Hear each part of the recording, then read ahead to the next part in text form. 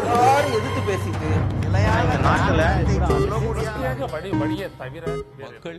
வணக்கம் நண்பர்களே, நேர்பட பேசு நிகழ்ச்சிக்கு வரவேற்கிறோம். மீண்டும் முதலமைச்சராக பொறுப்பேற்றிருக்கிறார் செல்வி ஜெயலலிதா. அவரோடு 32 அமைச்சர்கள் இன்றைக்கு அமைச்சரவையில் சேர்க்கப்பட்டிருக்கிறார்கள். 28 அமைச்சர்கள் காலையிலும் மாலை 4 அமைச்சர்களுக்கு புதிதாக இடமளிக்கப்பட்டிருக்கிறது. பொறுப்பேற்ற உடனடியாக நேரடியாக தலைமைச் செயலகம் சென்று அங்கே 5 கோப்புகளில் முக்கியமான 5 கோப்புகளில் கையெழுத்திட்டிருக்கிறார். பொறுப்பேற்ற அரை மணி நேரத்துக்குள் உள்ளதாக நேரடியாக சென்று அவர் முக்கியமான 5 கோப்புகள், குறிப்பாக விவசாய பயிர்க்கடன் தள்ளுபடி என்கிற அவருடைய தேர்தல் அறிக்கையில் குறிப்பிட்டிருந்த முக்கியமான அம்சங்களில் 5 அம்சங்களை தேர்ந்தெடுத்து இன்றைக்கு அதற்கான கோப்புகளில் கையெழுத்திட்டிருக்கிறார். விவசாய பயிர்க்கடன் தள்ளுபடி, அதேபோல 100 யூனிட் மின்சாரம் இலவசமாக வீடுகளுக்கு வழங்கப்படுகிறது. அதேபோல நெசவாளர்களுக்கான இலவச மின்சாரத்தினுடைய அந்த உபயோகமும் உயர்த்தப்பட்டிருக்கிறது. அதேபோல குறிப்பாக டாஸ்மாக் கடைகளை திறப்புற நேரம் என்பது 10 மணியிலிருந்து 12 மணிக்கு இனிமேல் திறக்கப்படும் என்கிற அறிவிப்பும், கூடுதலாக 500 சில்லறை கடைகளை உடனடியாக, டாஸ்மாக் சில்லறை விற்பனை கடைகளை உடனடியாக மூடுவதாகவும் அறிவித்திருக்கிறார். படிப்படியாக மதுவிலக்கை அமல்படுத்துவோம் என்று தேர்தலுக்கு முன்னதாக அவர் கொடுத்திருந்த அந்த வாக்குறுதியின்படி இன்றைக்கு இந்த ஒரு அறிவிப்பு வெளியிடப்பட்டிருக்கிறது. அதேபோல திருமண உதவி திட்டத்திற்கு 4 கிராம் தங்கம் என்பது 8 கிராமாக உயர்த்தப்பட்டிருக்கிறது. இப்படியான கோப்புகளில் 5 முக்கியமான அறிவிப்புகள் இன்னைக்கு கொடுக்கப்பட்டிருக்கிறது. இதற்கான நிதி ஆதாரங்கள் போதுமானதாக இருக்கிறதா? கடந்த 5 ஆண்டுகள் அதிமுக ஆட்சி இருந்தது. மீண்டும் ஒரு முறை ஒரு ஆட்சி மீண்டும் தொடர்வதற்கு இந்த சாமானியர்கள் தீர்ப்பு எழுதியிருக்கிறார்கள். 32 ஆண்டுகளுக்கு பிறகு திரு எம்ஜிஆர் அவர்களுடைய ஆட்சிக்கு பிறகு செல்வி ஜெயலலிதா அப்படியான ஒரு சாதனை நிகழ்த்தியிருக்கிறார் என்று அதிமுகவினர் பூரிப்போடு சொல்கின்ற இந்த தருணத்தில் தொடர்ந்து ஒரு ஆட்சி தொடர்வது என்பது அவர்களுக்கு பல சாதகங்களை கொடுக்கிறதா அல்லது சவால்கள் நிறைந்ததாக இருக்கிறதா? இந்த 5 ஆண்டுகள், வருகின்ற 5 ஆண்டுகள் எப்படி இருக்க போகிறது? இது குறித்து தான் நாம் இன்றைக்கு பேச இருக்கின்றோம். இன்றைக்கு நம்முடைய விவாதத்தில் பங்கேற்கிறார்கள் தொழில் ஆலோசகர் திரு NS வெங்கட்ராமன், அனைத்து இந்திய அண்ணா திராவிட முன்னேற்ற கழகத்திலிருந்து திரு ஆவடி குமார், திராவிட முன்னேற்ற கழகத்தின் சார்பாக திரு பிரசன்னா, அதேபோல ஓய்வு பெற்ற IAS அதிகாரி திரு தேவசகாயம். அனைவருக்கும் வணக்கம். திரு ஆவடி குமார், தொடக்கமே எல்லாரும் சொல்றாங்க முதல் பால்லே சிக்ஸர் அடிச்சிட்டாங்க. அப்ப தொடர்ந்து 20 ஓவர் கிரிக்கெட்டா இருந்தா அந்த 20 ஓவருக்கான அத்தனை பால்கள்லயும் சிக்ஸர் அடிக்க முடியுமா, அல்லது இருக்கிற நிதி ஆதாரங்கள் இதெல்லாம் உங்களுடைய வேகத்தை தட்டுப்படுத்துமா மட்டுப்படுத்துமா அப்படிங்கிற கேள்வி இருக்கிறது. தேர்தல் நேரத்தில் புரட்சித் தலைவி அம்மா அவர்கள் தேர்தல் வாக்குறுதிகளை வைக்கின்ற போது இது சும்மா தேர்தலுக்காக இதை செயல்படுத்த மாட்டாங்க என்ற சந்தேகத்தை எல்லா எதிர்கட்சிகளும், இன்னும் சொல்ல போன சில ஊடகங்களும் எழுப்பினாங்க. அது பொய்ன்றதை இப்போ நிரூபிச்சிருக்கோம். ஏன்னா நாங்கள் தேர்தல் அறிக்கையை வெளியிடுகின்ற போதே அதற்கான நிதி ஆதாரங்கள், இன்றைய நிர்வாக சூழல் அதை அனுமதிக்குமான்றதை பரிசீலனை செய்து உரிய ஆய்வு செய்து அக்கறையோட தான் அதை வெளியிட்டாங்க. அதனால தேர்தல் கமிஷன் கூட அந்த சந்தேகம் சிலரால் எழுப்பப்பட்டு தேர்தல் கமிஷன் அதற்கான விளக்கம் கேட்ட போது கூட அவங்க சொன்ன நேரத்தில் இதை நாங்கள் சாத்தியப்படுத்துவோம், அது இந்தந்த வகையில் அதை செய்ய முடியும்ன்றத விளக்கம் தேர்தல் கமிஷன் ஏற்றுக்கொள்ளத்தக்க வகையில் அதை தந்தோம். அதுவும் தேர்தல் வாக்குப்பதிவு நடைபெறுவதற்கு முன்னாலே அதை தேர்தல் கமிஷன்ல தந்துட்டோம். நாங்க போய் டைம் கேட்கல, அல்லது வாக்குப்பதிவு முடிஞ்ச பிறகு தரல. நாங்க அதை நாங்க இதை உருவாக்குகின்ற போதே அதற்கான நிதி ஆதாரம், இன்றைய நிர்வாக சூழல் எல்லாத்தையும் பார்த்து தான் அதை உருவாக்கணுன்றதுக்காக சொல்றேன். தேர்தல் அறிக்கை என்பது ஒரு தெரிவு செய்யப்பட்டு செயல்படுத்தக்கூடிய வாக்குறுதிகளை தான் அனைத்து இந்திய அண்ணா திராவிட முன்னேற்ற கழகம் முன்வைத்தது. புரட்சித் தலைவி அம்மா அவர்கள் மக்களிடத்தில் சொன்னாங்க. அதை நாங்கள் செயல்படுத்துகின்ற சாத்தியக்கூறு இருந்ததுன்றது எங்களுக்கு எப்போவோ தெரியும். அதை மக்கள் நம்பினாங்க, அதனாலதான் வாக்களிச்சாங்க.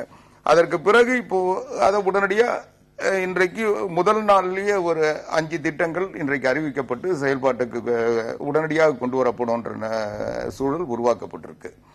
ஆனா இந்த அறிவிப்புகள்ல ஏற்கனவே நிதிநிலை மோசமான ஒரு மாநிலமாக இருக்கிற நேரத்தில் இது போன்ற அறிவிப்புகள் இன்னும் நீங்க நிறைய கூடுதலாக செய்ய வேண்டிய அவசியம் இருக்கிறது. ஏற்கனவே கொடுத்த அறிவிப்புகள்ல நீங்க செல்போன் கொடுக்கறேன், ஸ்கூட்டி மானியம், இன்னும் பல்வேறு விஷயங்கள் இருக்கிறது. இதையெல்லாம் ஆராய்ந்து இந்த அறிவிப்புகள் கொடுக்கப்பட்டிருக்கிறதா, நிதிநிலை என்னவாக இருக்கிறது என்பதெல்லாம் ஆராயாமலே உடனடியாக அறிவிச்சிருக்காங்களா அப்படிங்கிற அந்த ஒரு கேள்வியும் இருக்கு. இல்ல, நான் தான் சொல்றேன், வாக்குறுதி தருகின்ற போதே இது சாத்தியப்படுத்துகின்ற நிர்வாக திறன் இருந்ததுனாலதான் அந்த வாக்குறுதியை நாங்க புரட்சித் தலைவி அம்மா அவர்கள் வெளியிட்டாங்க. அதனுடைய அது சரின்ற வகையில தான் இன்றைக்கு உடனடியாக இப்போ நீங்க பாத்தீங்கன்னா இந்த மின்சார 100 யூனிட் மின்சாரம் வரை கட்டணம் இல்லாமல் மின்சாரம் வழங்கப்படும் சொன்னதும் சரி, நெசவாளர்களுக்கு 100 யூனிட்ல இருந்து 200 யூனிட்டா அதிகப்படுத்தின திட்டமும் சரி, அல்லது விசைத்தறிய நெசவாளர்களுக்கு 750 யூனிட் மின்சாரம் கட்டணம் சொன்னது கூட அதை இலவசமா இல்லாம ஒழுங்குமுறை ஆணையம் நிர்ணயித்த விலை அந்த கட்டணத்தை மின்சார வாரியத்துக்கு பாதிப்பில்லாத வகையில் அரசாங்கம் தரும் சொல்லி அந்த அறிவிப்பிலேயே இருக்கு. அது மட்டும் இல்லாம அந்த தொகைக்காக 1607 கோடி ரூபாய் அரசாங்கம் மானியம் தந்த மின்சார வாரியத்தை பலகீனப்படுத்தாமல் அதனுடைய கடன் சுமையில் மேலும் கடன் சுமையை உருவாக்கி அதை திவால் நிலைக்கு கொண்டு போகாமல் அரசாங்கம் ஏத்துக்குச்சு. அதனால கேள்வி என்ன இருக்குன்னா, இப்ப நம்ம கேஸ் மானியம் இருக்கு, எல்பிஜி கேஸ்க்கு மானியம் கொடுக்கறாங்க. மத்திய அரசாங்கம் 10 லட்சம் ரூபாய் மாத வருவாய் இருக்கிறவங்களுக்கு மேல கிடைக்காது, இந்த மானியம் கிடைக்காது, நீங்க மானியம் இல்லாத விலையில வாங்கிக்கங்கன்றாங்க. ஆண்டு வருமானம் 10 லட்சம் ரூபாய் இருக்கிறவங்களுக்குன்னு. அப்படியான எந்த ஒரு ரெஸ்ட்ரிக்ஷன்ஸும் இல்லாம இன்னைக்கு 78 லட்சம் குடும்ப யாரெல்லாம் டொமஸ்டிக் யூசர்ஸா இருக்காங்களோ அத்தனை பேருக்கும் கொடுப்போம் அப்படிங்கிறது இருக்குல்ல, அது சரியான ஆட்களுக்கு போய் சேருதா? ஒரு பாப்புலர் அனௌன்ஸ்மெண்டா பார்க்கலாம், பாப்புலர் கவர்மெண்டா பார்க்கலாம், நிர்வாக ரீதியாக இது சரியான ஒரு முடிவா இருக்க முடியுமா? இல்ல, மத்திய அரசாங்கத்தினுடைய கொள்கை, அவங்களுடைய செயல்பாடு அது ஒரு உதாரணத்துக்கு நான் சொன்னேன். இந்த பெனிஃபிஷியரிஸ் இருக்காங்க, பயனாளர்கள், நான் அதனுடைய சாதக பாதகங்கள் இந்த நேரத்தில் பேச வேண்டியது அவசியம் இல்லைன்னு நினைக்கிறேன். இந்த இதுவை பொறுத்த வரைக்கும் 100 யூனிட் மின்சாரம் 100 யூனிட் வரைக்கும் மின்சாரம் உபயோகப்படுத்துகின்றவர்கள் தமிழ்நாட்டில் பயனாளிகள் 75 லட்சம் பேர், 77 லட்சம் பேர். அவங்க மூலமா ஏறத்தாழ 293 கோடி வருமானம் வந்துகிட்டு இருக்கு மின்சார வாரியத்திற்கு. இது ஒரு பகுதி. இன்றைக்கு இந்த திட்டங்களை அரசாங்கம் தன்னுடைய வருவாயிலிருந்து மின்சார வாரியத்திற்கு அந்த நுகர்வோர் செலுத்த வேண்டிய கட்டணத்தை அரசாங்கம் மின்சார வாரியத்துக்கு செலுத்துது. அதுதான் இதனுடைய நிலை. அது என்னால புரிஞ்சுக்க முடியுது. நான் முடிச்சிடறேன். இது நீங்க இன்றைக்கு ஒரு நுகர்வோர் 2 மாதத்துக்கு 100 யூனிட் மின்சாரம் பயன்படுத்துகின்றவர் நிச்சயமா வறுமைக்கு இல்ல. இந்த திட்டம் அப்படி இல்ல. இது எல்லாருக்குமே பொருந்தக்கூடியதாக இருக்கு. இது 100 யூனிட்டுக்கு உள்ள இருக்கிறவங்க மட்டும் கிடையாது. 700 யூனிட்டோ 800 யூனிட்டோ யூஸ் பண்ணாலும் 800 யூனிட் இருக்கிறவங்க 100 யூனிட் தான் சொல்ல விடுங்க. அதாவது அவங்க ஒரு சராசரியா இயல்பு நிலையில இருக்கிறவங்க தான் அதை 100 யூனிட்டுக்குள்ள பயன்படுத்துவாங்க. அவங்களுக்கு முழுமையான மின்சார கட்டணத்தை அரசாங்கமே செலுத்துது. அது அவங்களுக்கு ஒரு மீட்சி தானே. அவங்களுடைய இந்த பயன்படுத்த 78 லட்சம் பயனாளர்கள் அந்த நுகர்வோர் எல்லோரையும் சேர்த்தது. இது வெறும் 100 யூனிட்டுக்குள்ள யூஸ் பண்றவங்க கிடையாது. இல்ல, 800 யூனிட் 900 யூனிட் யூஸ் பண்றவங்களுக்கு நான் சொன்ன விவரம் 77 லட்சம் நுகர்வோர் ஏற்கனவே 100 யூனிட்டுக்குள்ள பயன்படுத்திட்டு இருக்காங்க. அதான் நான் சொல்றேன். அந்த புள்ளி விவரத்தை நான் சரியா சொல்றேன். இது மொத்த பயனாளர்கள் குடும்பங்கள் அப்படிங்கறதுல தான் வருது. இது நம்ம அதனால இது எல்லோருக்கும் பயன்படக்கூடியதாக வரும். அதுதான் நான் சொல்றேன். நான் என்ன சொல்றேன், இன்றைய சூழல்ல இன்றைக்கு ஏசி பயன்படுத்துறவங்க அதுக்குள்ள வர முடியாது, வர்றாங்க. அவங்களுக்கு முதல் 100 யூனிட் ஃப்ரீ. அதுதான் முதல் 100 யூனிட் 77 லட்சம் நுகர்வோர் முதல் யூனிட் அவங்க உச்சபட்சமே 100 யூனிட்டுக்குள்ள பயன்படுத்துறாங்க. அவங்களுக்கு அது இலவசமாகுது. மற்றவங்களுக்கு அவங்க கட்டண குறைப்பா தான் போகுமே ஒழிய, அதாவது அந்த எண்ணிக்கை குறைவு. அது நான் பிறகு பேசலாம். அந்த 78 லட்சம் 77 லட்சத்தி சொச்சம் தான் ஒட்டுமொத்த குடும்பத்துக்கான டொமஸ்டிக் யூசர்ஸ். இப்போ நான் என்ன சொல்றேன், அந்த 77 லட்சம் பேருக்கு கட்டணம் இல்ல தானே, அது அரசாங்கம் கட்டுது. அதுதான் சொல்றேன். ஒட்டுமொத்த பயனாளர்கள் தவறான புரிதல் இருக்கு. நான் திரும்ப விளக்குறேன். நம்ம தொடர்ந்து பேசுவோம். பிரசன்னா, பல திட்டங்கள் நீங்க ஏற்கனவே உங்களுடைய தேர்தல் அறிக்கையிலையும் உங்களுடைய மேனிபெஸ்டோலையும் சொன்ன விஷயங்களையும் இப்ப நிறைவேற்றிருக்கிறாங்க. திராவிட முன்னேற்ற கழகம் இதை எப்படி பாக்குது? குறிப்பாக இன்றைக்கு புதிதாக பதவியேற்றிருக்கிற அம்மையார் ஜெயலலிதா அவர்களுக்கு என்னுடைய வாழ்த்துக்கள். அவரோடு பொறுப்பேற்றிருக்கிற 32 அமைச்சர்களுக்கும் என்னுடைய மனமார்ந்த வாழ்த்துக்கள். வாழ்த்துக்களோடு மட்டும் விட்டுவிட்டால் ஒரு சிறந்த எதிர்க்கட்சி ஆக முடியாது என்கிற அடிப்படையில் இன்றைக்கு அம்மையார் ஜெயலலிதா அவர்கள் பதவியேற்பு விழாவில் திராவிட முன்னேற்ற கழகத்தையும் திராவிட முன்னேற்ற கழகத்தினுடைய ஈடில்லா திராவிடத்தினுடைய 4ஆம் திசுவாக நாங்கள் எல்லாம் கருதுகிற எங்கள் மரியாதைக்குரிய அண்ணன் தளபதி அவர்களை, ஒரு எதிர்க்கட்சியினுடைய தலைவராக இருக்கக்கூடியவரை அவர் நடத்திய விதம் என்பது சாமானிய மக்களையும் அவருடைய மனதை ஆழ காயப்படுத்தி இருக்கிறது. அதற்கு என்னுடைய கண்டனங்கள். எதிர்க்கட்சிகள் எப்படி வேண்டுமானாலும் நாங்கள் நடத்துவோம் என்பது ஜனநாயகம் அல்ல. நீங்கள் அழைப்புதலை அனுப்பினீர்கள், யார் வந்து கொடுத்தார் என்பது அவர்களுக்கு தெரியும். அந்த அழைப்புதலையும் ஏற்று நாங்கள் கண்ணியத்தோடு கடமையோடு கட்டுப்பாடோடு சென்றோம். அங்கே முதலமைச்சர் எப்படி எங்களை நடத்தினார். இந்த நிலையே இப்படி என்றால் சட்டமன்றம் எப்படி ஆக்கப்பூர்வமாக நடைபெறும் என்பதை மக்களிடத்தில் விட்டுவிட்டு முதலமைச்சர் அவர்கள் ஒரு பெரிய 5 விடயங்கள்ல கையெழுத்து போட்டாரு அப்படின்னாங்க. இதை நாங்கள் 2006 மிக வெற்றிகரமாக செய்த விடயங்கள் தான். இவங்க 5780 கோடி 2011 இப்ப முடிஞ்ச ஆட்சியில அம்மையார் வந்து பாத்தீங்கன்னா 5780 கோடி நாங்க சிறு குறுன்னு நாங்க அப்பவே 7000 கோடிய ரத்து செஞ்சிருக்கோம். மின்சாரங்கள்ல முதல்ல வந்து இலவச மின்சாரம் விவசாயிகளுக்கு கையெழுத்து போட்டது தலைவர் கலைஞர். அதை போல ஒரு நிமிஷம் 89 நடந்தது. அப்ப பாத்துங்க 80களிலேயே திராவிட முன்னேற்ற கழகம் செஞ்சிருச்சு. இப்பவும் சொல்லிருக்கீங்க, அதுக்கு பிறகு அதையும் சொன்னீங்க. அதுக்கான தேவை அந்த தேவை இருக்கு இல்லையா? அண்ணன் முடிச்சிடறேன். நீங்க பேசுறப்ப நான் குறுக்கல. இல்ல நான் இது என்னோட டேர்ம்னா இது 80களில் அதிமுக ஆட்சி 89 சொன்னேன் நான். சொல்லுங்க பிரசன்னா. சரி, இன்னைக்கு அறிவித்திருக்க அறிவிப்புகள் அப்படின்னு பாக்குறப்போ 2011 அந்த ஆண்டு ஆட்சி பொறுப்பு ஏற்று ஒரு சில 3 மாதங்கள்ல பட்ஜெட் 2012 பட்ஜெட் தாக்கல் செய்ய போறாங்க. அப்போ அம்மையார் ஜெயலலிதா அவருக்கு வேண்டிய ஒரு தனியார் தொலைக்காட்சியில, பெயர் சொல்லக்கூடாதுங்கிற கண்ணியம் கருதி, அவர் வேண்டிய தொலைக்காட்சியில மட்டும் முதலமைச்சர் பேட்டி கொடுக்கிறார், எல்லோரும் அவசியம் பாருங்கள்னு ஒரு செய்தி வந்துச்சு.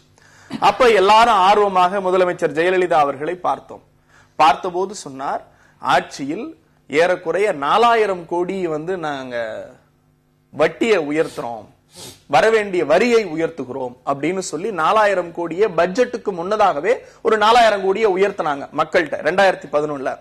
அப்ப அம்மையார் ஜெயலலிதா பேசிய பேச்சினுடைய சாராம்சமும் அவர் சொன்ன அந்த புள்ளியோரும் என் கையிலே இருக்கிறது, மனப்பாடமே செய்திருக்கிறேன். அப்போது சொன்னார், திராவிட முன்னேற்ற கழகம் என் கையிலே விட்டு போன போது 56,000 கோடி கடனை விட்டு போனார்கள், என்னால் ஆட்சி நடத்த முடியவில்லை, ஆக இந்த வரி உயர்வு தவிர்க்க இயலாது, ஆகவே மக்கள் என்னை மன்னித்து ஏற்றுக்கொள்ள வேண்டும் என்று சொன்னார்கள்.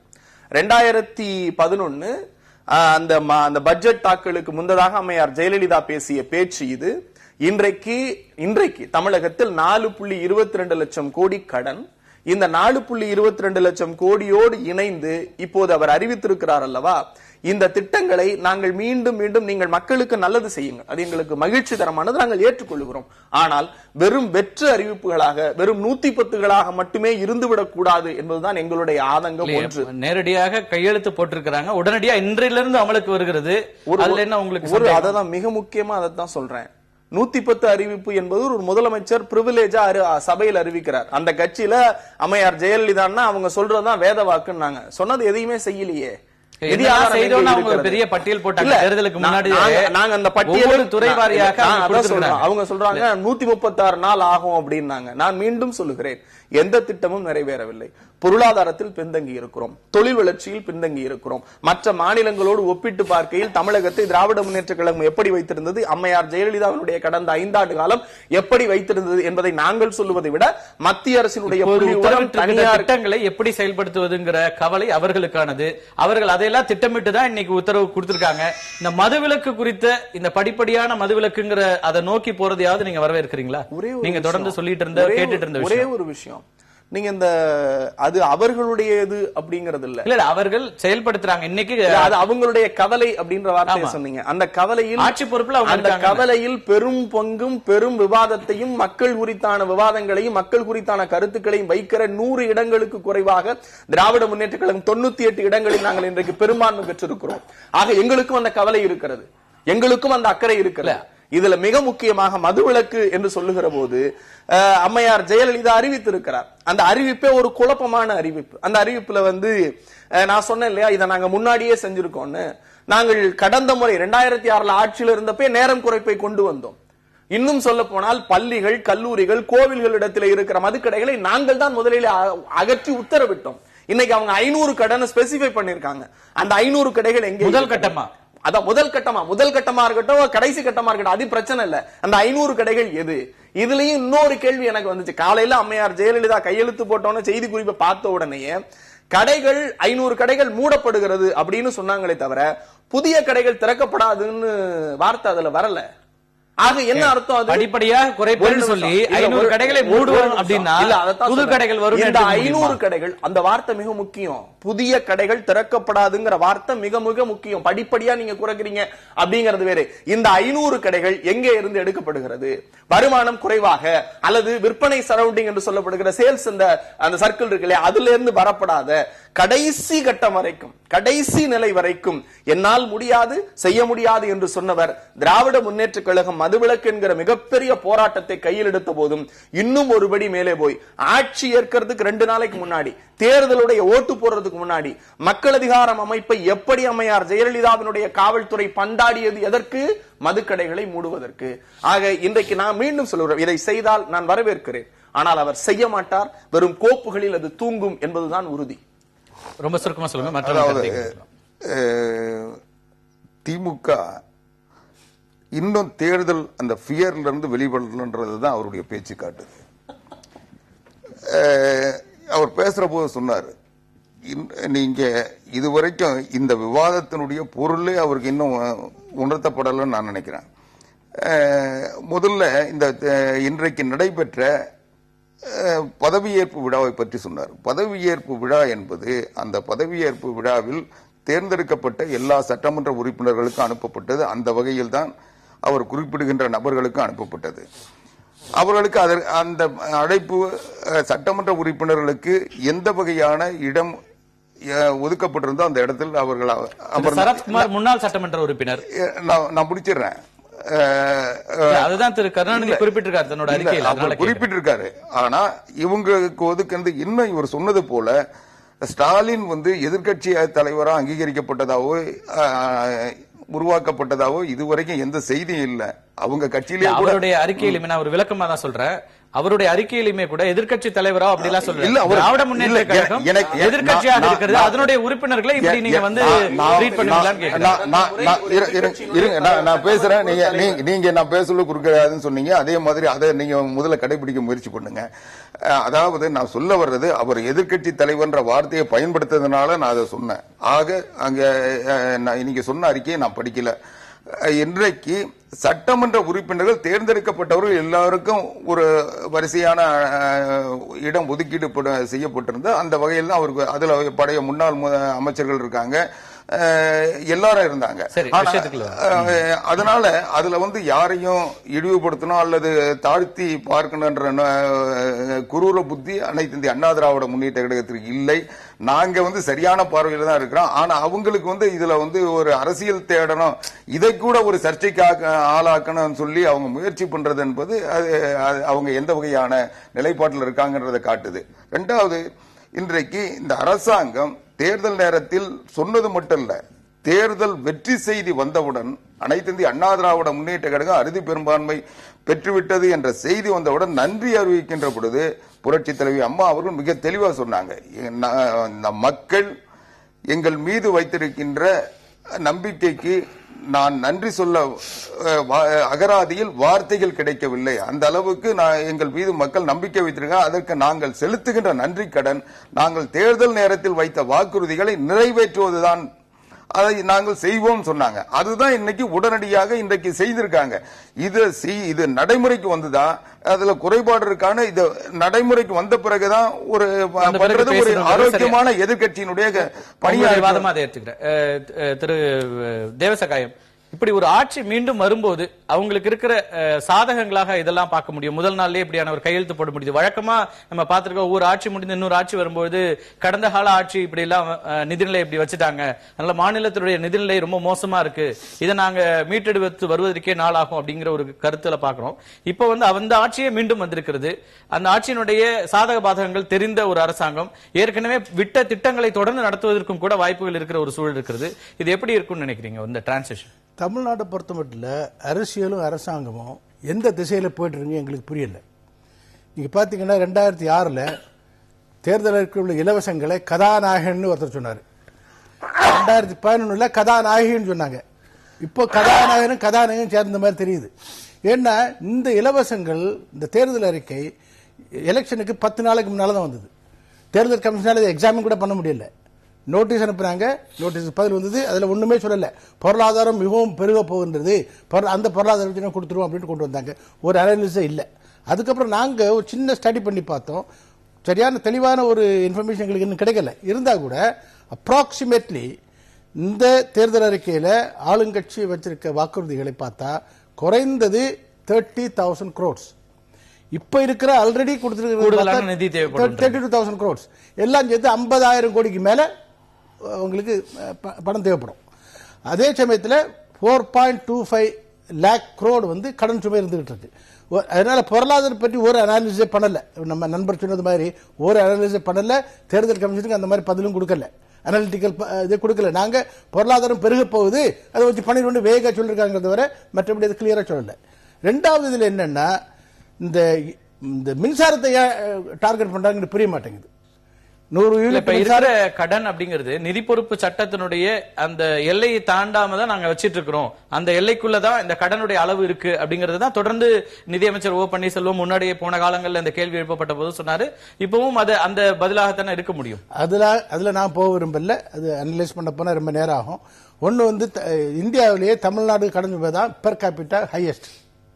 ரெண்டாவது வந்து இன்னைக்கு தமிழ்நாடு பொறுத்தமட்டில் தான் எலக்ட்ரிசிட்டி போர்டு வர்ஸ்ட். தமிழ்நாட்டிலே மின்சார துறையை பொறுத்தமட்டில் இந்தியாவிலே லோவஸ்ட் பாயிண்ட்ல உட்கார்ந்துட்டு இருக்கும்போது, அப்படி இருக்கும்போது இவங்க மின்சாரத்துக்கு மேலே எங்க வைக்கிறாங்க எனக்கு புரிய மாட்டேங்குது.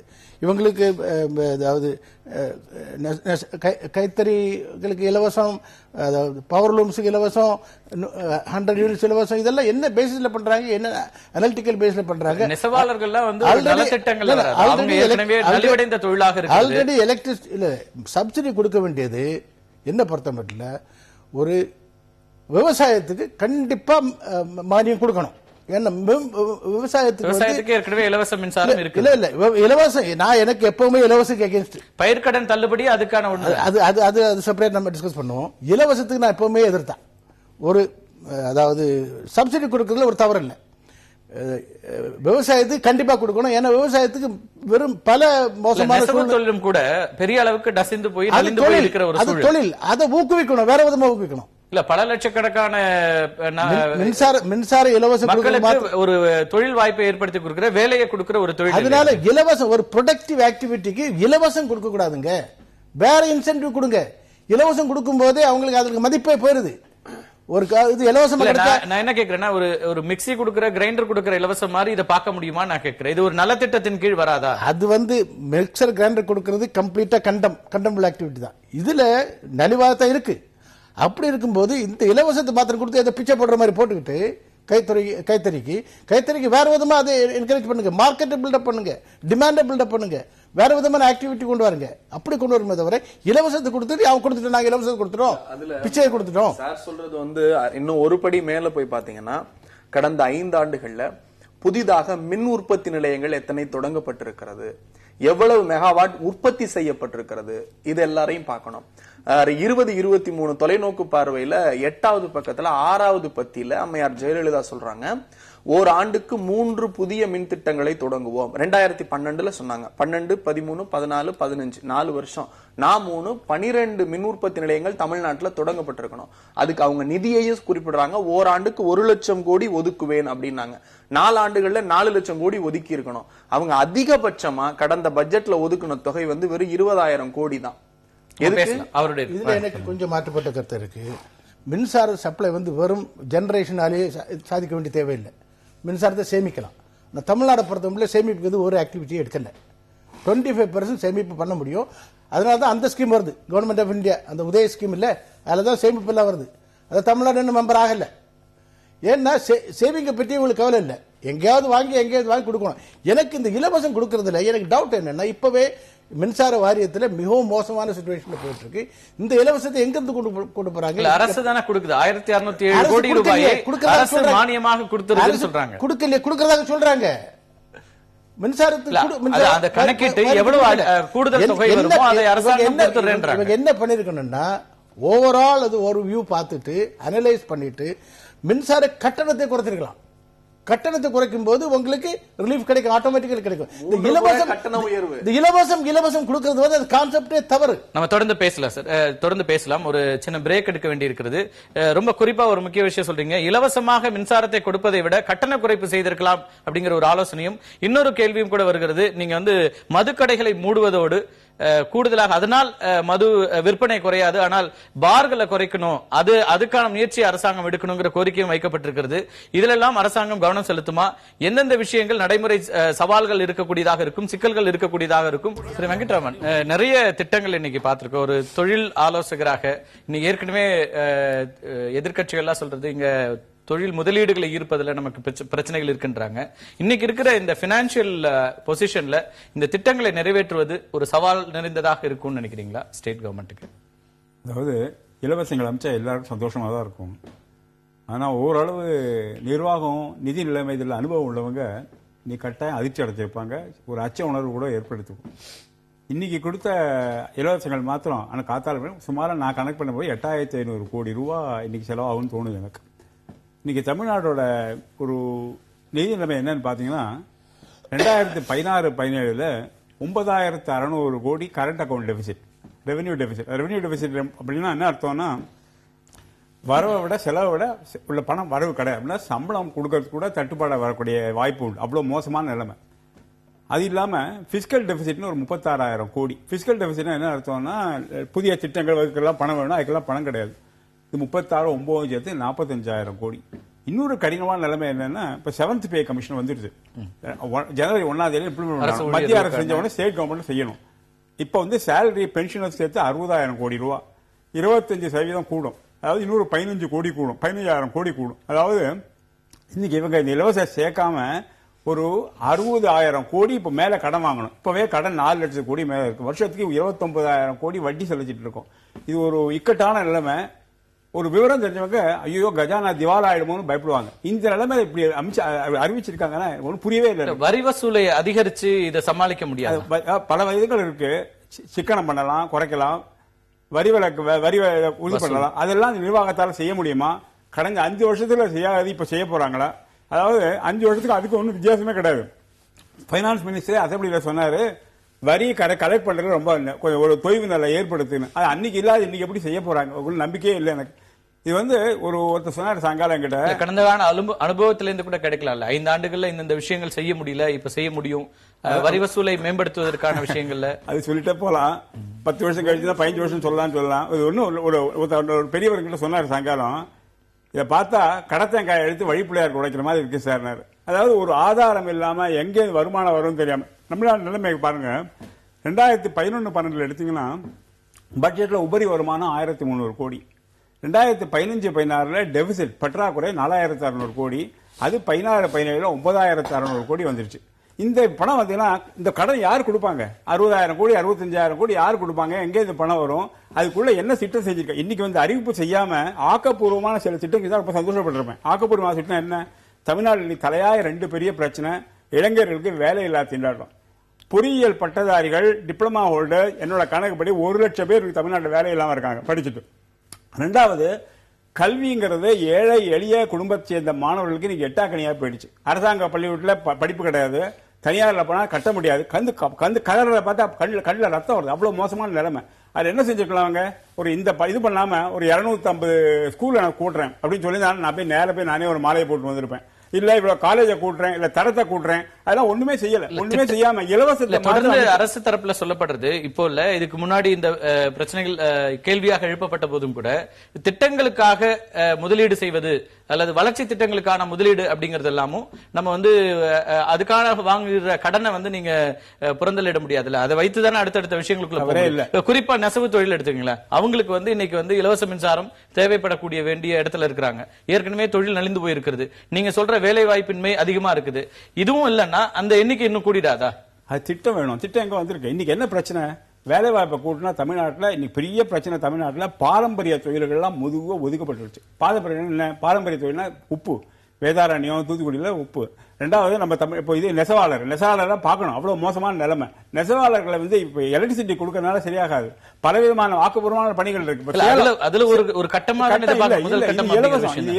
இதனால எப்படி முன்னேற போறாங்க? முன்னேறவே போறது. அதுல இருந்து அதுக்கு பிறகு அவங்க உற்பத்தி செய்யற வேட்டி சேலை உள்ளிட்ட விஷயங்களை அரசாங்கமே வாங்குது, பிறகு அது இலவசங்களுக்காக கொடுக்கிறது அப்படிங்கறத சொல்ல வேணாமா? அதாவது இப்படி செய்ய போற கேள்விகளுக்கான விளக்கங்கள் ரொம்ப அற்புதமா வர அவர் பேசிட்டு இருக்காரு, முடிச்சிட்டு வர. அதாவது இதை மக்கள்கிட்ட ஊகிக்க விடக்கூடாது. இப்படி செய்யலாம் அப்படி செய்யலாம். பல இதுக்கு வந்து இதெல்லாம் செய்ய போறேன் இந்த ஆக்கப்பூர்வமா இந்த மாதிரி பணத்தை நான் கொண்டு வர போறேன்னு சொல்லுது. ஏன்னா இப்ப 2016 பட்ஜெட் கொடுத்திருக்காங்க. அந்த பட்ஜெட்ல இவங்க சொன்ன அனௌன்ஸ்மெண்ட்லாம் ஒண்ணுமே கிடையாது, ப்ரொவிஷன்ஸே கிடையாது. அந்த பட்ஜெட்லயே 9000 கோடி இருக்கு. இன்னொரு 8000 கோடி போகும்போது எங்கேயா பணம் வரும், யாரையா கொடுக்க போறாங்க, எங்கே வரும், மக்கள் எதிர்பார்க்க மாட்டாங்களா? அதான் பெரிய பிரச்சனை. இதுல வந்து என்னன்னா, நீங்க வந்து இப்ப திட்டங்கள் வரணுங்க ரொம்ப முக்கியம் இல்லைங்கிற ஒரு உதாரணம் சொல்றேன். நான் என்ன திட்டம் பண்ணலான்னு, நீங்க டாப்பியோக்கா மரவள்ளி கிழங்கு இருக்கு இல்லையா, இந்தியாவிலே 80% தமிழ்நாட்டில் வளர்றது, சேலத்தில் வளர்றது. அந்த டாப்பியோக்கா வந்து அங்க போய் தொழிலாளர்கள் பாருங்க, எல்லாம் திணறிட்டு இருக்காங்க. உண்மையே இல்லாம ஜவ்வரிசி தொழில் எல்லாம் நசிஞ்சு போயிட்டு நாசமாயிட்டு இருக்கிற பரம்பரை தொழில். அதுல வந்து டாப்பியோக்கால ஸ்டார்ச் பண்ணி டெக்டோஸ், மோனோஹைட்ரேட், சார்பிட்டால், வைட்டமின்ஸ் பல 5000 கோடி முதலீட்டுக்கு வாய்ப்பு இருக்கு. எங்கிட்டே வந்து கேட்டிருக்காங்க பண்ண முடியுமான்னு. அதெல்லாம் செய்யலாம் இல்லையா? எல்லாம் எங்க போய் சொல்றது, யார்கிட்ட போய் கேட்கறது? அதான் பிரச்சனை. திரு குமார், இப்ப இதுக்கான திட்டங்கள் இதெல்லாம் ஒரு பக்கம் வளர்ச்சியை பற்றி பேச வேண்டிய நேரத்தில் நீங்க கடனுக்கு மேல் கடன் வாங்கும் போது இதெல்லாம் எப்படி சமாளிக்கிறது அப்படின்றாங்க. இல்ல, இன்றைக்கு வந்து மரியாதைக்குரிய சார் வந்து பொருளாதார நிபுணர்ன்றதை விட தொழில் ஆலோசகர் தான் அவருடைய துறையா இருக்குன்னு என்னுடைய யோகம். அதனால அவர் துறை சார்ந்த அனுபவத்தில் அவர் பேசுறாரு. இன்றைக்கு வெளியிட்டது இந்த அரசாங்கம் எந்த திசையில் பயணிக்க போகிறது என்பதற்கான ஒரு கொள்கை அறிவிப்பு தான். ஆனா அவர் பட்ஜெட்ல இன்னைக்கு பட்ஜெட் தாக்கல் பண்ணதுக்கு என்ன விவாதம் பண்ணுவாரோ அந்த விவாதத்தை பண்ணிட்டு இருக்காரு. அதனால அது மரியாதைக்கு கொடுக்கிற திட்டங்கள்ல இவ்வளவு கோடிகள் தேவைப்படும் போது ஏற்கனவே நிச்சயமான அதற்குரிய சூழல், அதற்குரிய விளக்கம் பட்ஜெட்ல வரும். பட்ஜெட் தான் வந்து எந்த திசையில வருமானம் வரும், எந்த திசையில செலவழிக்கப்படும்ன்றது, எந்த துறையில செலவழிக்கப்படும், அதுக்கு எவ்வளவு செலவழிக்கப்படும்ன்றது பட்ஜெட்ல விவாதத்தில் வரும். பட்ஜெட் இறுதிப்படுத்தும் போது அதனுடைய இது சரியா வரும். அதனால அதை அப்ப பாத்துக்கலாம். இப்போதைக்கு மரியாதைக்குரிய ஐயா தேவசகாயம் ஒரு சீனியர் ஆபீசர் மட்டும் இல்ல, தலைமைச் செயலாளர் அளவுக்கு இந்த நிர்வாகத்தில் பணியாற்றினவர், அனுபவம் மிக்கவர். மின்துறையில இருந்தார். ஆனா அவர் எலக்ட்ரிக்கல் லாஸ் சொன்னாரு. தமிழ்நாடு இந்தியாவில் தமிழ்நாடு மின்சார வாரியம் எலக்ட்ரிக்கல் லாஸ்ல அதிகமா இருக்குன்னாரு. அது உண்மை. ஆனா அவங்க லாஸ் சொல்றது எதுன்னா, நம்ம தமிழ்நாடு அரசாங்கம் தொடர்ந்து தந்து கொண்டிருக்கின்ற கொள்கை முடிவாக வைத்திருக்கின்ற சிறு குறு பெரு விவசாயிகளுக்கு இலவசமாக தருகின்ற மின்சாரம், அதுக்கு மீட்டர் கிடையாது. அதனால இவங்க வந்து லாஸ்ல கொண்டு வராங்க. இது அரசாங்கம் வந்து அதையும் கணக்கிடுவதற்கான முயற்சிகள் நடக்கிறதா விவசாயிகள் தரப்பில இருந்து அச்சம் தெரிவிக்கப்படுது. இல்ல, அது வந்து அச்சம் வந்து பலரால் உருவாக்க முடியும். அதனால அந்த அச்சம் எந்த கொள்கை அறிவிப்பும் அறிவிக்கல. போகாம நான் சொல்ல வர்றது, அந்த விவசாயத்தினுடைய வளர்ச்சிக்காக அல்லது விவசாயிகளுடைய தேவைக்காக விவசாயம் நலிந்து விடக்கூடாது, விவசாயிகள் வந்து விவசாயத்தை விட்டு வெளியேறி விடக்கூடாது என்பதற்காக அரசாங்கம் கொள்கை முடிவெடுத்து அவர்கள் விவசாயத்தில் ஊக்கப்படுத்துகின்ற வகையில் தருகின்ற சலுகை. ஆனா இதை என்னன்னா, இப்ப இவங்க லாஸ், இதனால வந்து எலக்ட்ரிக்கல் இந்த மின்சார வாரியமே இன்றைக்கு வந்து இந்தியாவிலேயே ஒரு லாஸான நிர்வாக சீர்கேடு உள்ளதுன்ற பொருள்ல கொண்டு போறாங்க. இல்ல, அதெல்லாம் நீங்களும் சொல்லிருக்கீங்க. ஏற்கனவே ஆட்சிக்கு வருவதற்கு முன்னாடி மின்வாரியம் இப்படி இருக்குங்கிறதெல்லாம் நீங்க சொன்னது. மின்வாரிய இழப்பு என்பது மின்சாரத்துல என்னோட நீ கேட்ட கேள்வி நான் பதில் சொல்றேன். அதை கொண்டு போக சொல்ல அதுல ஏற்படுகின்ற இழப்பு, மின் திருட்டு, இது வந்து லாஸ். அதை வந்து சரி கட்டணும்ன்றது எங்களுடைய நிலை. அதுக்காக இப்ப டிரான்ஸ்பர் எல்லாம் மாத்திரம். ஏற்கனவே 50 ஆண்டுகள் 40 ஆண்டுகள் சர்வீஸ் பண்ண டிரான்ஸ்பர் எல்லாம் இப்ப உடனடியாக கடந்த 5 ஆண்டுகளிலே நிறைய புதுப்பிச்சிருக்கு. அதை வந்து தடுக்கிறதுக்குரிய வழிவகைகள் நடவடிக்கைகள் தொடர்ந்து செஞ்சுட்டு வராங்க. பொருளாதார சூழல்ல அது எல்லாத்தையும் ஒரே நேரத்தில் செய்ய முடியாதனால கொஞ்சம் படிப்படியா செஞ்சுட்டு வரோம். அதுதானே வந்து இந்த எனக்கு என்ன கேள்வினா, நீங்க வந்து இப்போ 14 ரூபாய் 15 ரூபாய் 16 ரூபாய்க்கெல்லாம் இன்னைக்கு வந்து மின்சாரத்தை வாங்க வேண்டிய தேவை இருக்கு, வெளியில இருந்து வாங்குறோம், இது ஏற்கனவே திமுக அரசாங்கம் செய்தது, நாங்கள் தொடர்கிறோம். அவ்வளவு வாங்கி இப்போ வந்து நல்ல ஒரு 800 யூனிட் 900 யூனிட் 1000 யூனிட் பயன்படுத்துகிறவர்களுக்கும் நீங்க இலவசமா 100 யூனிட் கொடுக்கறதுங்கிறது அது வேஸ்டா தானே போகும். இன்னும் வேற ஏதாவது பயன்படக்கூடிய இடத்துல அதை பயன்படுத்தலாமே அந்த பணத்தை அப்படிங்கிற கேள்வி இருக்குல்ல. இல்ல, அதாவது 100 யூனிட் மின்சாரம் வரைக்கும் அரசாங்கம் அத சுமை இல்லாம வந்து ஒவ்வொரு பயனாளிக்கும் கொண்டு சேர்க்குது. அதற்கு பிறகு அப்போ இதனுடைய பொருள் என்னன்னா, மேல்தட்டு மக்களும் பயனடைகிறாங்க. பயனடைந்தா கூட இதுல பெரும்பகுதி இப்ப 77 லட்சம் பேர் 100 யூனிட்டுக்குள்ள இருக்கிறாங்கன்னா இன்னும் ஒரு 10 லட்சம் பேர் அதுல வருவாங்க. ஏன்னா அது கூடுதலா போச்சுன்னா இவங்க எல்லாத்துக்கும் அந்த கட்டணம் செலுத்த வேண்டிய நிலை வருகின்ற போது அதை குறைச்சு பயன்படுத்தணும், அந்த வரையறைக்குள்ள கொண்டு வரணும்ன்ற எண்ணம் மக்களிடத்துல வரும். அது வந்து மின் சிக்கனத்துக்கு வழிவகுக்குன்றது ஒரு பொருள் இருக்கு. அரசாங்கம் பணம் கொடுக்குது மின்சார வாரியத்துக்கு சொல்றாங்க இல்லையா, அது அரசாங்கத்துக்கு பணம் இல்லை, மக்களுக்கு பணம். அதில் வரும்போது நாளைக்கு டாக்ஸ் மேல போகிறதுக்கு வாய்ப்பு இருக்கு. ஆல்ரெடி தமிழ்நாடுக்கு வந்து ஹையஸ்ட் டாக்ஸ் இந்த ஸ்டேட். அதனால இப்ப அந்த மாதிரி சொல்லும் நம்பர் 1 அரசாங்கம் ரெகுலரா கொடுக்கறல பணம். அப்படி கொடுத்தா கூட வரி பணத்துல தான் கொடுக்கணுமே தவிர, நாளைக்கு பட்ஜெட் சொல்றாருல்ல, நாளைக்கு வரி எங்க போக போகுது. ரெண்டாவது, நான் ஒரு முக்கியமான கேள்வி கேட்க போறேன். அதாவது இந்த தமிழ்நாடு இலவசத்தை பற்றி பேசி அழுத்து போச்சுது. ஆவுடி குமார் அவர்கள்ட்டையும் த்ரூ யூ நான் கவர்மெண்ட் என்ன கேட்க போறோம்னா, ஆக்கப்பூர்வமான வெங்கட்ராமன் சொன்ன மாதிரி வேலை வாய்ப்பு உருவாக்குறது என்ன பண்ண போறாங்க, சிறு குறு தொழில் முன்னேற்றத்துக்கு என்ன பண்ண போறாங்க, பொருளாதார முன்னேற்றத்துக்கு என்ன பண்ண போறாங்க. பட்ஜெட் அதுக்கு முன்னாலே வரலாம், என்ன பண்ண போறாங்க. ஏற்கனவே இடைக்கால பட்ஜெட் தான் தாக்கல் பண்ணிருக்காங்க. அது இப்ப வரும்போது அதுல என்னெல்லாம் திட்டங்கள் வைக்க போறாங்கன்றது தெரிய போதும். இன்னைக்கு ஒரு தொடக்க நாளாக 5 திட்டங்கள்ல கையெழுத்திடப்பட்டிருக்கிறது. இத குறித்து பேசிட்டு பிரசன்னா. இல்ல, இப்ப வெங்கட்ராமன் சாரும் சொன்னபோது ஒரு விஷயத்தை நீங்க குறுக்கிட்டீங்க. நலத்திட்டங்களுக்கு வாங்கப்படுகிற கடனையும் இந்த கடனோடு சேர்க்கிறீர்கள். நீங்க ப்ரொடக்டிவிட்டி எங்க வச்சிருக்கீங்க? கடனை மட்டும் பேசுறோம், நீங்க கடன் நலத்திட்டங்களுக்கு கடன் வாங்குகிறீர்கள். நான் வரவேற்கிறேன். நான் திரும்பவும் சொல்றேன், இந்த திட்டங்கள் செயல்படுத்தப்படுமையானால் நானும் வரவேற்கிறேன். இது எல்லாத்தையுமே நாங்களும் செஞ்சிருக்கோம், எங்களுக்கான அனுபவங்கள் இதில் நிரம்ப இருக்கிறது. நான் கேட்கிற கேள்வி என்னன்னா, நீங்கள் வருமானத்தை எந்த அளவுக்கு உயர்த்தி இருக்கிறீர்கள்?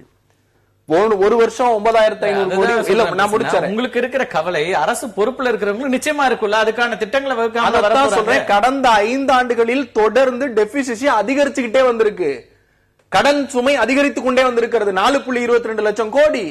அதையும் தாண்டி மின்சாரத்துல மிக முக்கியமான பிரச்சனை 100 யூனிட் அதிகபட்சமா வாங்கக்கூடிய கடனை விட வந்து அந்த அளவுல இருக்காங்க. அதை தாண்டி வாங்க ஒரு நிமிஷம் நான் முடிச்சிடுறேன். நீங்க ஒரு லாஜிக் பாருங்க. மின்சாரம் 100 யூனிட் கம்மி, 77 லட்சம் குடும்பங்கள் அப்படின்னு சொல்றீங்க. நான் என்ன தாழ்மையா கேக்குறேன்னா, இந்த கடந்த 5 ஆண்டுகள்ல 3 முறை மின் கட்டணத்தை உயர்த்தி, எப்படி இவங்க ஆட்சிக்கு வந்த போது பச்சை ரேஷன் அட்டை, வெள்ளை ரேஷன் அட்டை, ப்ளூ ரேஷன் அட்டைன்னு கொடுத்தாங்களோ, ஒவ்வொரு யூனிட் பயன்படுத்துவதற்கு தகுந்த மாதிரி விலையும் ஏற்றி வைத்திருக்கிறீர்கள்.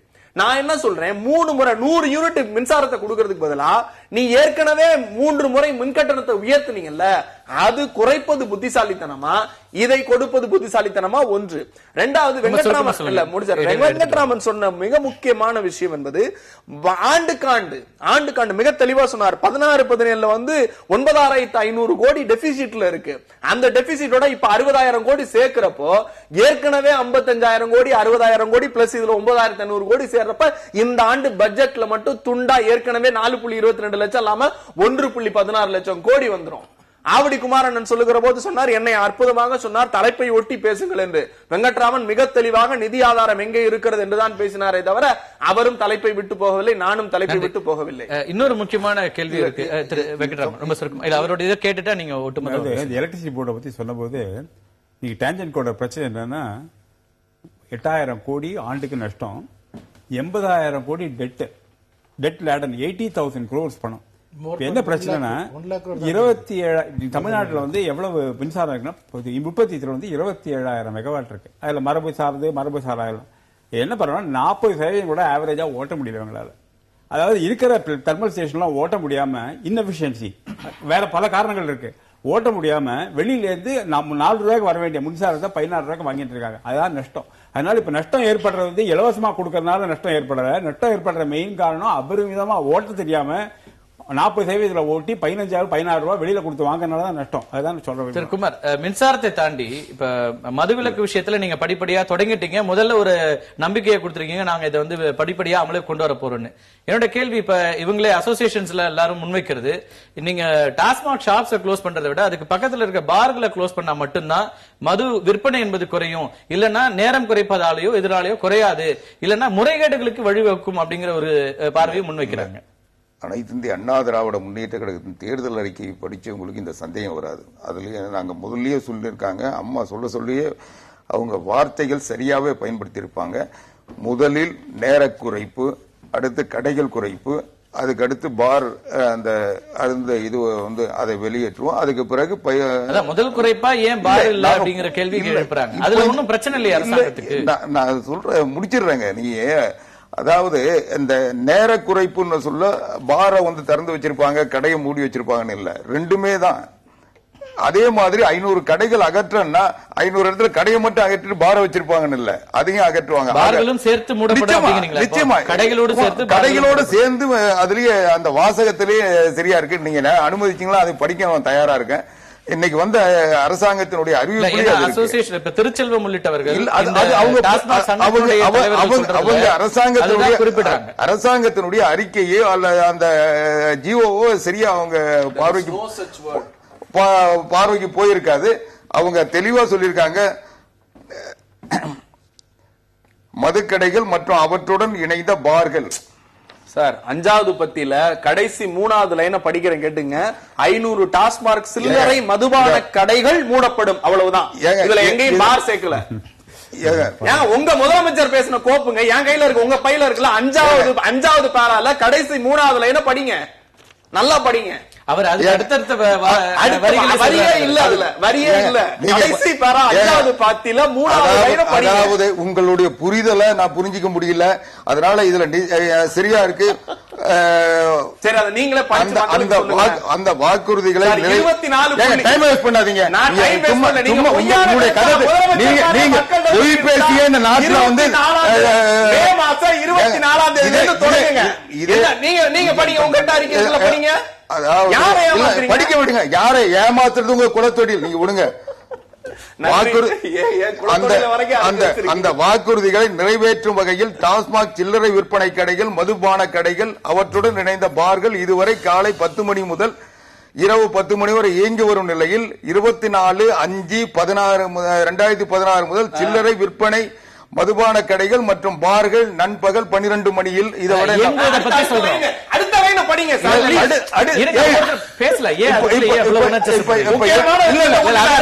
அடுத்த 500 கடைகள் மூடப்படும், அதனோடு இணைந்த பார்களும் மூடப்படும். என்னன்னா நீங்க வந்து கடைகள் புரிதல் இருக்க கோளாறுங்க. நீங்க வேணா பாருங்க, 500 மூட சொல்ல அதை மூடுறாங்களா இல்லையான்னு பாருங்க. 500 இடத்துல வந்து ஒயின் ஷாப்பை மூடிட்டு பக்கத்துல பார் திறந்து வைப்பாங்கன்றீங்களா? என்ன சொல்ல வரீங்க? அந்த கேள்விதான் எழுப்புறாங்க.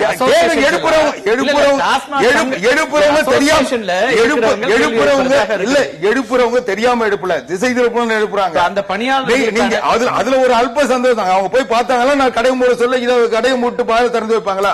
கொஞ்சமாவது, அதாவது இவங்க சொல்றதுக்கு இன்னைக்கு வேணா ஒரு பாக்குறவங்கள ஏமாத்துற மாதிரி இருக்குமே, இது சாத்தியமா? தொடர்ந்து இன்னொரு கேள்வி இருக்கு. பயிர்க்கடன் உள்ளிட்ட விஷயங்களையும் கூட நம்ம இதுக்குள்ள கொண்டு வர முடியுமா? பயிர்க்கடன்ங்கிறது தொடர்ந்து விவசாயிகளுக்கு பெரிய அளவுக்கு பிரச்சனைகள் இருக்கிறது. ஆனால் இப்ப அவங்க சொல்லியிருக்கிறது கூட கூட்டுறவு சங்கங்கள் இருக்கிற பயிர்க்கடன், அதுக்கான மானியத்தை இப்ப அரசாங்கம் தரப்போது ரத்து செய்ய போகிறது. இன்னும் கூட கோரிக்கைகள் இருக்கிறது வந்து தேசியமயமாக்கப்பட்ட வங்கிகள் இருக்கிறதையும் நீங்க வந்து தள்ளுபடி செய்யணும் அல்லது அதுக்கு மானியம் கொடுக்கணுங்கிற கோரிக்கைகள் வர்ற நேரத்தில் இதை எப்படி பாக்குறீங்க? இதை வந்து நம்ம வந்து இந்த இதையாவது வந்து நீங்க ஏற்றுக்கொள்வீர்களா? அதாவது 2 விதமா பார்க்கலாம் விவசாயத்தை. நிறைய பேர் சொல்லிட்டு இருக்காங்க. இதுல அதாவது விவசாயிகளோட ஆதரிக்க வேண்டியது ரொம்ப முக்கியம். நிறைய விவசாயிகள் கஷ்டப்படுறாங்க. அதே சமயம் பயிர்க்கடன் இது பண்ணும்போது அவங்க ஒரு டிஸ்டிங்ஷன், அதாவது பணம் இல்ல, அதாவது கையில நிறைய பணம் இருக்கு, அரசாங்கம் அப்படியே கொழிக்கிறதுன்னா நீங்க எல்லாத்தையும் கொடுத்துட்டே போங்க, யாருக்குமே அப்செக்ஷன் இல்ல. பணமும் இல்ல, கையில காசு கிடையாது, ஏகப்பட்ட கடன், பாக்கி பேர் சிரிக்கிற மாதிரி ஒரு நிலைமை இருக்கு. இந்த நிலைமையில பண்ணப்போ ரொம்ப இதா பண்ண என்ன சொல்லிருக்கலாம், நிலம் கொடுக்கும் போது இந்த அளவு நிலம் உள்ளவங்க, குறு விவசாயிகள், பெரிய விவசாயிகள்லாம் இருக்காங்க 50 ஏக்கர் 100 ஏக்கர்லாம் அவங்களுக்குலாம் இதெல்லாம் தேவையே கிடையாது. சஃபர் பண்றதுலாம் சின்னவங்க. ரெண்டா பிரிச்சிருக்கலாம். பிரிச்சு ரொம்ப ஏழ்மையில இருக்காங்க அந்த மாதிரி விவசாயிகளுக்கு கொடுக்கணும். சிறு குறு விவசாயிகளுக்கு மட்டும்தான் கொடுக்கறாங்க. அப்படி சொல்ற விவசாயிகள் இல்ல.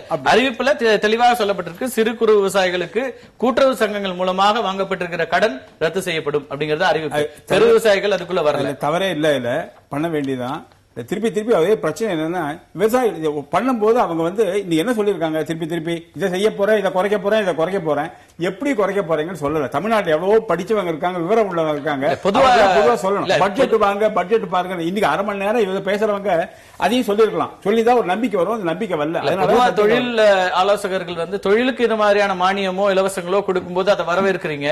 ஆனா விவசாயம் உள்ளிட்ட விஷயங்களை நம்ம கிரிட்டிக்கலா அதை கொடுக்கணும், ஆனா அதே நேரத்தில் இதெல்லாம் கவனிக்கணும் அப்படிங்கிற அந்த பார்வை. தொழிலுக்கும் விவசாயத்துக்கும் வித்தியாசமே கிடையாது. விவசாயம் வளரணும், தொழில் வளரும், தொழில் அது கட்டாயம் ரெண்டும். அதனால பிரிச்சு எல்லாம் பார்க்கல. இன்னைக்கு பல தொழிற்சாலைகள் விவசாயிகள் இருக்காங்க. இப்போ நெஸ்லே மாதிரி பெரிய கம்பெனிகள்லாம் விவசாயிகளுக்கு ஊக்குவிச்சு. ஏன்னா அவங்க ஃப்ரூட் வேணும்னா ஃப்ரூட்டுக்கு விவசாயிகள் பண்ணி கொடுக்கணும். ரெண்டுக்கும் வித்தியாசமே கிடையாது. அதனால பிரிச்சு எல்லாம் பார்க்கல. செய்யும் போது நான் என்ன சொல்றேன்னா, திருப்பி ஒரே இதான் சொல்றேன். ஒரு திட்டங்கள் அறிக்கும் போது, இலவசம் அறிக்கும் போது எப்படி செய்ய போறோங்கிறத மக்களுக்கு செய்ய வேண்டிய முதலமைச்சர் கடமை. அந்த கடமை இன்னைக்கு செய்யலவங்க. நன்றி பிரசன்னா. ரொம்ப சுருக்கமா என்னன்னா, இந்த நீங்க கடனை பத்தி சொன்னீங்கல்ல, நான் இப்ப இவங்க கடனை ரத்து செய்யறேன். சிறு குறு விவசாயிகள் மட்டுமே ஏறக்குறைய 6000 நியர்பை 6000 கோடி கடன் வாங்கியிருக்கான் இந்த ஆட்சியில. யார் எந்தோடைய ஆட்சியில விவசாயிகள் அவனுடைய உற்பத்தியை பெருக்க முடியாமல் 6000 கோடி கடன் வாங்கியிருக்கான். இதை இவங்க தவிர்த்து அவனுக்கு ஒரு நல்வாழ்வு கொடுத்திருந்தா, அவனுக்கு பொய்த்து போகாமல் பண்ணியிருந்தாலும். ஒரு நிமிஷம், அதே கடை முந்தையில அதிமுக ஆட்சியில் இருந்த 7000 கோடியை நாங்க தான் ரத்து பண்ணோம். கடந்த 5 ஆண்டுகளா பொய்த்து போயிருக்கு. அவங்களுக்கு இருபோக சாகுபடி ஆட்சிக்கு வர்றதுக்கு முன்னாடி கொடுக்கிற எந்த ஒரு வாக்குறுதிப்படியும் நீங்க அவங்களுக்கான குறைந்தபட்ச ஆதார விலை கொடுத்ததா நம்ம பார்க்கவே முடியல. நிமிஷம், திராவிட முன்னேற்ற கழகம் நெல்லுக்கான குறைந்தபட்ச ஆதார விலை மிக தெளிவாக இன்னும் களத்திலேயே போய் நெல்லை கொள்முதல் செய்கிற திட்டங்களையும் திராவிட முன்னேற்ற கழகம் அறிவிச்சு. நேரம் ரொம்ப குறைவா இருக்கு. அது விலக்கு கொண்டு வந்தாங்க என்ன ஆரம்பிச்சிருக்காங்க இல்லையா. ஒண்ணு மக்கள் முன்னால ஒரு ஃபுல் ப்ளூ பிரிண்ட் கொண்டு வரணும். இப்ப 5 ஒரு அடைச்சிட்டேன்னு சொன்னாலும் ஒரு பிரயோஜனம் இல்ல. ஒரு ப்ளூ பிரிண்ட் கொண்டு வருவாங்களா? மது விலக்கு கொண்டு தொடக்கம் தானே. தொடக்கம்னால மக்கள் முன்னால ஸ்டெப் பை ஸ்டெப் வரணும். அவங்க தான் ஓட்டு போட்டாங்க. ரெண்டாவது என்னன்னா, அதுல கொண்டு வந்தாங்கன்னா 30,000 கோடி போச்சு. அதுல அதை ஆட் பண்ணுங்க. 30,000 கோடி வருமானம் போச்சுது. இதெல்லாம் ஆட் பண்ணும்போது இந்த இலவசங்கள்லாம் இன்னைக்கு அனௌன்ஸ் பண்ண இலவசங்கள்லாம் ரொம்ப குறைவு. இனி ஸ்கூட்டி இருக்கு, மோப்பட் இருக்கு, செல்போன் இருக்கு, என்னதெல்லாம் இருக்கு. அதெல்லாம் பார்க்கும்போது 1 லட்சம் கோடின்னு சொல்றாங்க, 50,000 கோடி சொல்றாங்க. அதுக்கு என்ன ஆதாரங்கிறது பட்ஜெட்டுக்கு வெயிட் பண்ண வேண்டிய தேவையில்லை. அதுக்கு முன்னாலே மக்கள் முன்னால ஒரு கம்ப்ளீட் ப்ளூ பிரிண்ட், இந்த எலெக்ஷன் மேனிஃபெஸ்டோவை எப்படி இம்ப்ளிமெண்ட் பண்ண போறாங்கன்னு ஒரு ப்ளூ பிரிண்ட். ஒரு எழுப்புகிற கேள்விகள் எல்லாம் நிச்சயமா ஒரு ஃபைனான்சியல் ஸ்டேட்மெண்ட் ப்ளூ பிரிண்ட் கண்டிப்பா மக்கள் முன்னால கொண்டு வந்தாங்க. திரு குமார், அதுக்கான பதில்களோடு சேர்த்து ஒரு சின்ன கேள்வி. நேரம் ரொம்ப குறைவா இருக்கு. இந்த அறிவிப்புகளை கொடுக்க வேண்டியது அவசியம். நீங்க ஏற்கனவே கொடுத்த அஷூரன்ஸ் முதல் நாள்ல கையெழுத்திடுவோம் நீங்க போட்டிருக்கீங்க. ஆனால் ஒரு 2 தொகுதிகளுக்கான தேர்தல் நடக்க வேண்டிய நேரத்தில் இப்படியான அறிவிப்புகள் வரும்போது அங்க இருக்கிற வாக்காளர்கள் அதை இன்ஃபுளுன்ஸ் பண்ண வாய்ப்பு இருக்கிறதா? அது எலெக்ஷன் கமிஷன் தான் முடிவு பண்ணணும். அவங்க தேர்தலை ஏன் ஒத்தி வச்சாங்கன்றது இன்னும் அவங்களுக்கே தெரியாத நிலையில் அதுக்கு நாம் பதில் சொல்ல முடியாது.